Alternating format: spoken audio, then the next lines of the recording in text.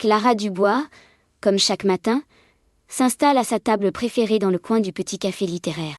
Aujourd'hui est un jour spécial. Elle vient tout juste de terminer son premier recueil de nouvelles, une œuvre sur laquelle elle travaille depuis des mois.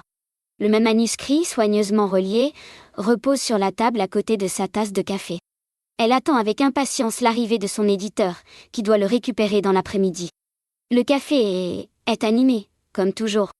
Les habitués discutent, les tasses tintent, et le parfum du café fraîchement moulu flotte dans l'air. Clara, dans son monde, griffonne encore quelques notes sur une serviette en papier, son regard s'égare parfois par la grande fenêtre qui donne sur le parc. Soudain, elle est tirée de sa rêverie par une présence inhabituelle. Un homme entre dans le café.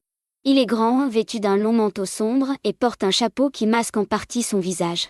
Clara ne l'a jamais vu ici auparavant.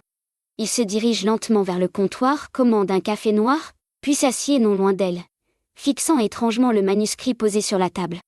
Le temps passe, et l'homme reste là, silencieux, jetant de furtifs regards vers Clara. Une tension subtile s'installe, mais elle tente de l'ignorer, se disant qu'elle devient peut-être paranoïaque. Pourtant, quelque chose dans le comportement de cet homme la met mal à l'aise. Elle se lève pour aller chercher un autre café, laissant le manuscrit sur la table. Lorsqu'elle revient, son cœur s'arrête. Le manuscrit a disparu.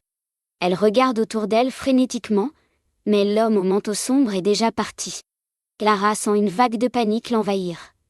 C'est son travail, des mois d'efforts, volatilisé en un instant. Elle se précipite vers la porte, sort dans la rue pavée, et aperçoit l'homme au loin, marchant rapidement vers la sortie du parc. Clara, sans réfléchir, se lance à sa poursuite. Elle court, son souffle court, son foulard flottant derrière elle, mais l'homme est rapide, et la distance entre eux se creuse. Alors qu'elle traverse le parc, elle le voit s'engouffrer dans une ruelle étroite. Elle hésite une seconde, puis s'y engage à son tour, déterminée. À peine a-t-elle tourné le coin qu'elle se retrouve face à un cul-de-sac. L'homme n'est plus là, comme s'il s'était évaporé. Essoufflée, elle regarde autour d'elle, désespérée. Et puis, elle remarque quelque chose sur le sol, à l'entrée de la ruelle. C'est son manuscrit, intact. Elle s'agenouille, le ramasse précautionneusement. À l'intérieur, une note glissée entre les pages attire son attention.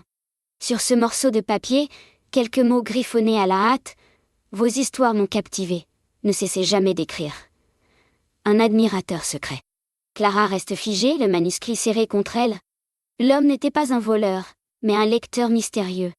Rassurée mais intriguée, elle retourne au café. L'éditeur arrive peu après, et le manuscrit lui est remis, en sécurité. Ce soir-là, en fermant son journal, Clara repense à l'homme, au manteau sombre. Qui était-il ? Pourquoi avoir volé son manuscrit pour finalement le lui rendre avec ce message énigmatique ?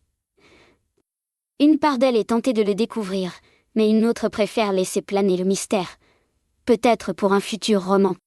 Et tandis que la nuit tombe sur le quartier, Clara se promet de continuer à écrire, inspirée par cette étrange rencontre, un mystère de plus dans le grand livre de la vie.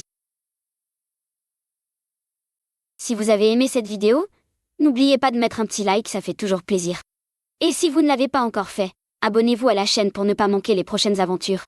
Et dites-moi en commentaire ce que vous avez pensé de cette histoire. J'adore lire vos retours et savoir ce qui vous a plu. Merci encore pour votre soutien, et à très bientôt pour de nouvelles histoires.